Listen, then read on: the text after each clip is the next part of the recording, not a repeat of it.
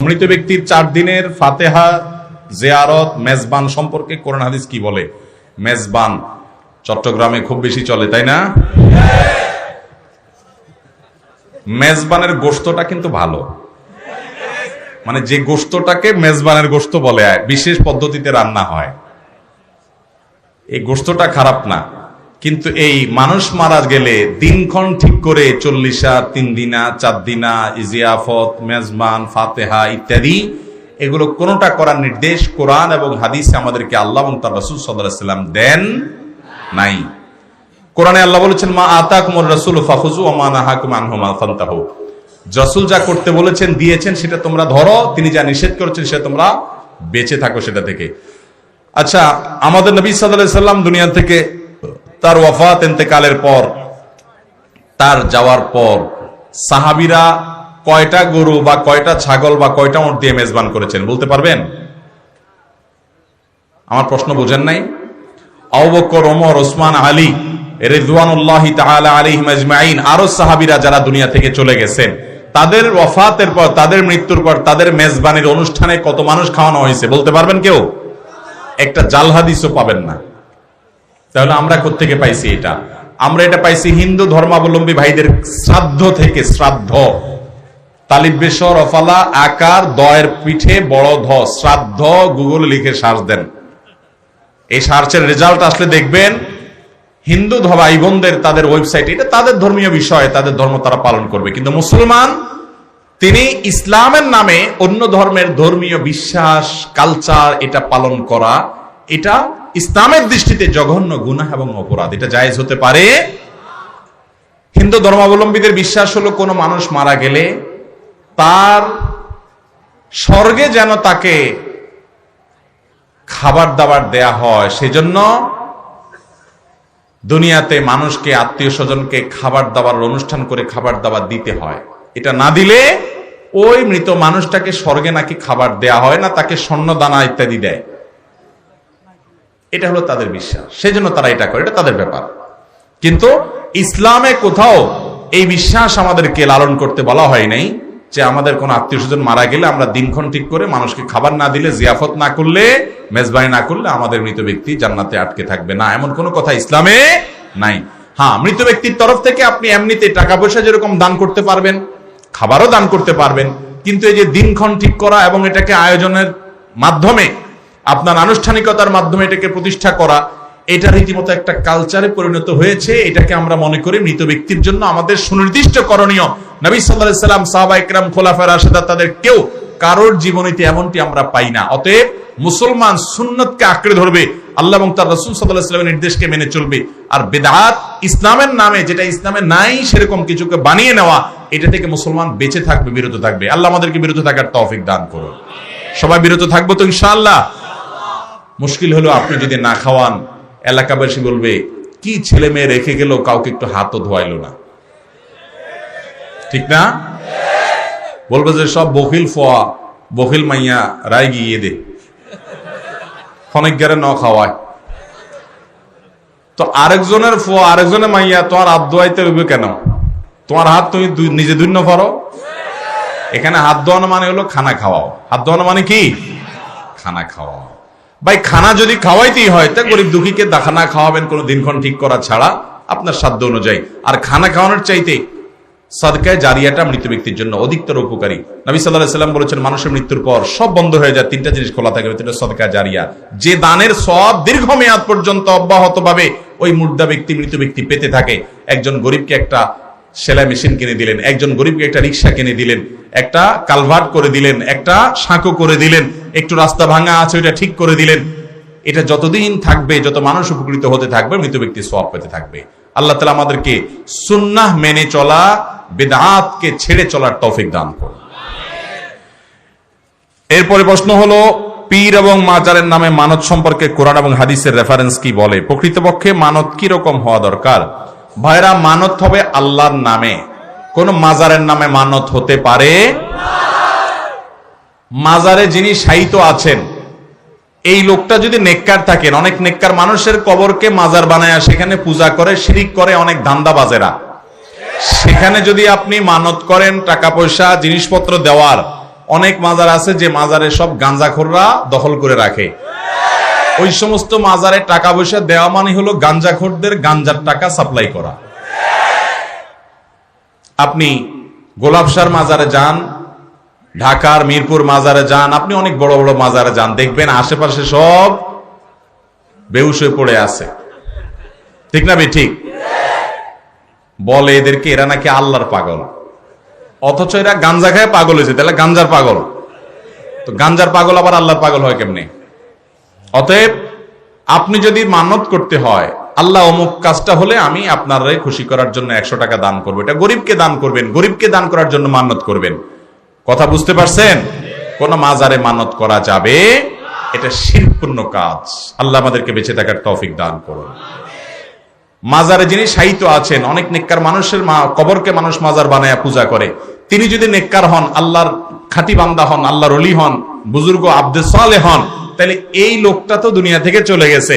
আপনি ওখানে মানত করে টাকা পয়সা, মোমবাতি, জিনিসপত্র যা দিবেন, ওইগুলো দিলে কি ওই কবরে যিনি শায়িত আছে তিনি হয়তো ভালো মানুষ ছিলেন, এগুলো দিলে কি ওনার কোন উপকারে আসবে? ওনার কাছে যাবে? এগুলো যাবে কাদের কাছে? গাঞ্জাখোরদের কাছে, ধান্দাবাজদের কাছে, ব্যবসায়ীদের কাছে। ঠিক না ঠিক? অতএব এই সমস্ত ব্যবসার সুযোগ দেওয়া যাবে। আল্লাহর নেককার বান্দাদের কবরে যাবেন, কবরে জিয়ারত করবেন, সালাম পেশ করবেন, তাদের মতো জীবন গড়বেন, এটা হলো মূল কাজ। ওই কবর থেকে কিছু পাওয়ারও আশা নাই, ওখানে মানত করারও সুযোগ। আপনারা বিভিন্ন ভিডিও দেখেন না ফেসবুকে, ইউটিউবে, যে অনেক মাজার আছে, এই মাজারে মানুষ যায় মুরগি দেয়, হাঁস দেয়, আপনার মোমবাতি দেয়, ওইগুলো আবার পেছন দিয়া দরজা দিয়া সব নিয়ে আবার ওই একই দোকানে নিয়ে রাখে, আবার আরেক পাবলিক এসে সেটা কিনে দিয়ে যায়, আবার নিয়ে সে দোকানে যায়। এভাবে জায়গার জিনিস জায়গায় যায়, টাকা মাঝখান তারা পেতে থাকে, আর আমরা বেকুবের মতো মানত করতে থাকি। আছে না না এগুলা? এক জায়গায় একটা পান সুপারির মাজার হয়েছে, পান সুপারির মাজার। পান সুপারির মাজার কেমনে হলো?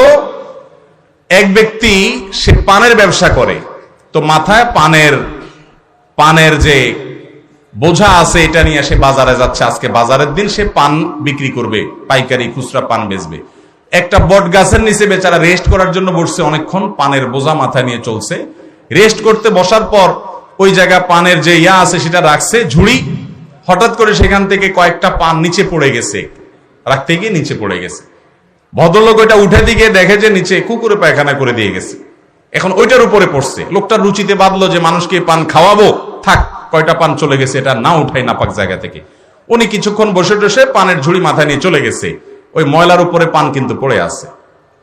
এর কিছুক্ষণ পরে আরেক ব্যবসায়ী আসছে, সেও বাজারে যাচ্ছে, হলো সুপারির ব্যবসা করে।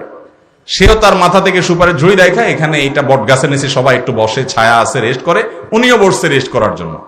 রেস্ট করে দেখেছে, আরে ব্যাপার কি, এখানে পান কেন? তখন সে চিন্তা করছে, হায় হায়, এই জন্য পান ব্যাপারে এত টাকা পয়সার মালিক হয় দিন দিন। এই জায়গায় পান রেখে গেলে মনে হয় ব্যবসা বরকত টরকত হয়, না হলে পান রেখে গেলে কোন বেটা সেফ, এত পরিষ্কার ফ্রেশ পানগুলা রেখে চলে গেছে, কাহিনী কি?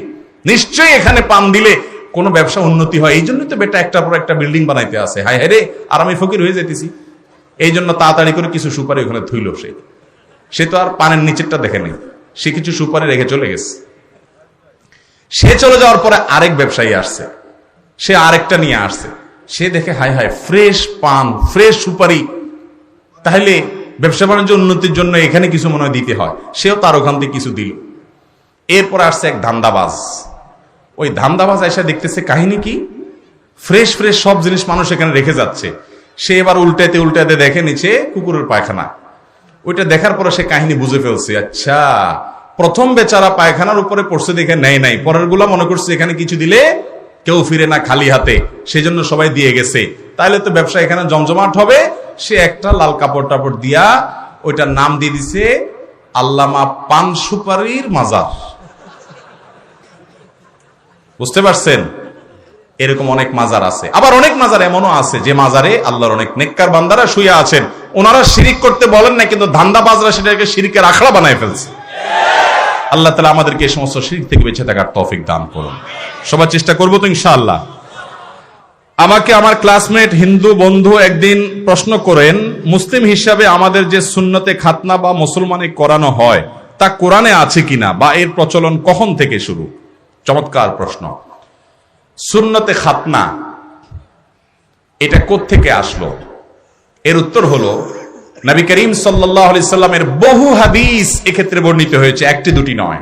প্রসিদ্ধ বিশুদ্ধ হাদিস, এমন কোন হাদিস গ্রন্থ, প্রসিদ্ধ হাদিস গ্রন্থ পাওয়া কঠিন হবে যেখানে হাদিস নাই, যেখানে নবী আলাইহিস সালাম বলেছেন যে কয়েকটি কাজ আছে এগুলা প্রকৃতিগত সুন্নাহ, প্রকৃতিগত সুন্নাহ, এগুলো সকল যুগের নবী রাসূলদের মধ্যে ছিল, সকল যুগের নবী রাসূলদের মধ্যে এগুলো ছিল।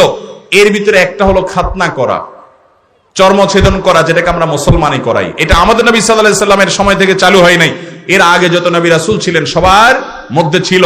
নখ কাটা এটাও সেরকম একটা কাজ, সব নবী রাসূলরা নখ কেটে পরিষ্কার করে রাখতেন। এরকম ভাবে মেসওয়াক করা, আরো অনেক কাজ আছে যেগুলা মিন সুনানিল ফিতরাহ, প্রকৃতিগত সুন্নাহ, সকল নবী রাসূলদের সুন্নাহ, পূর্বের যুগের আগের নবী রাসূলদের সুন্নাহ। সেই কাজটার মধ্যে থেকে একটা হলো এই মুসলমানি করা। এটা শুধুমাত্র আমাদের নবী সাল্লাল্লাহু আলাইহি ওয়াসাল্লামের নির্দেশ নয়, আগে থেকে ছিল। এই খাতনা করানোটা শুধুমাত্র একটা ভালো কাজ, সওয়াবের কাজ, ইবাদতই নয়, এটা স্বাস্থ্যের জন্য উপকারী হিসেবে প্রমাণিত। খাতনা যদি না করানো হয়, বিশেষ করে পুরুষরা, ছোট ছোট বাচ্চারা যখন খাতনা করা না হয়, খেয়াল করবেন তারা যখন পেশাব করে তাদের পুরুষাঙ্গের, যেহেতু খাতনা করা হয় না, ছোট বাচ্চা 1 বছরের 6 মাসের, আপনি দেখবেন যে পুরুষাঙ্গের সামনে পানি জমে থাকে এবং ওই জায়গাটা পেঁচানো থাকে, যার কারণে প্যাচে প্যাচে ওই নাপাক পেশাবটা জমে থাকে। ওই নাপাক পেশাবটা যতক্ষণ শরীরে জমে থাকে, চামড়ার সাথে লেগে থাকে, সেটা রোগের কারণ হতে পারে, অস্বাস্থ্যকর, এবং সেটা ইনফেকশন সহ নানা সমস্যার কারণ হতে পারে। এটা কখনো ভালো জিনিস না। মানুষের পেশাব এটা একে তো নাপাক, আবার সেটা ক্ষতিকর, শরীরের মধ্যে লেগে থাকা কখনো ভালো জিনিস না। সেটার কারণে অ্যালার্জি হতে পারে, নানা রকমের রোগ হতে পারে, চর্মরোগ হতে পারে, ইত্যাদি ইত্যাদি। তো এই মুসলমানের মাধ্যমে, খাতনার মাধ্যমে এই সমস্যাটা দূর হয়, এই সমস্যাটা দূর হয়, আরো বহুবিধ উপকারের আছে। এই জন্য খাতনা করাটা ইসলামের গুরুত্বপূর্ণ একটি নির্দেশ। কোন মানুষ যদি ইসলাম গ্রহণ করে বয়স্ক হওয়ার পর, প্রাপ্তবয়স্ক হওয়ার পর, তারপরও আগে থেকে তার খাতনা করা না হলে, ইসলাম গ্রহণ করার পরও তার খাতনা করার বিধান আছে, কারণ এটার গুরুত্ব অপরিসীম। অতএব আমাদেরকে, মুসলমানদেরকে যত আদেশ নিষেধ আল্লাহ এবং তার রাসূল সাল্লাল্লাহু আলাইহি ওয়াসাল্লাম করেছেন, তার প্রত্যেকটা আমাদের জন্য উপযোগী, প্রত্যেকটা আমাদের জন্য কল্যাণকর। আল্লাহ তাআলা আমাদেরকে সেটা বুঝে প্রতিটা সুন্নাহ, প্রতিটা ফরজ, প্রতিটা আদেশ, প্রতিটা নিষেধকে মান্য করে চলার তৌফিক দান করুন। জাযাকুমুল্লাহু খায়রা ওয়া আখিরু দাওয়ানা আলহামদুলিল্লাহি রাব্বিল আলামিন।